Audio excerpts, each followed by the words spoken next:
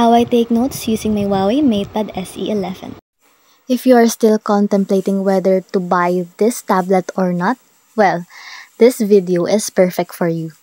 So this is how I write using my Huawei pen, and as you can see, meron siyang palm rejection. So very perfect itong Huawei MatePad SE11 para sa mga katulad kong estudyante na mahilig mag-notes during lectures.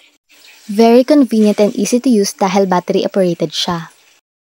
This is my reviewer and I'll show you how it's done. So, i-download nyo muna yung file and then i-open nyo siya gamit yung notes app nyo.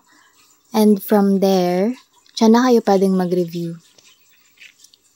So, ayan na. I-change nyo lang siya sa highlight. So, ayan na.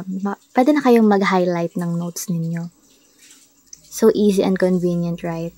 So you only have to download your reviewers and done. And pwede din kayong magsulat sa mismong reviewer nyo para kung may gusto kayong idagdag, pwede nyo siyang ilagay. So Huawei has two apps for note-taking.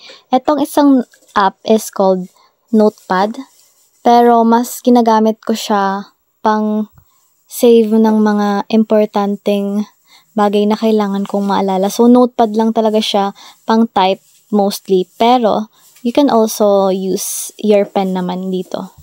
So, no worries. You can save everything here as well. Ayan lang. So, go and check out your own MatePad SE11 now.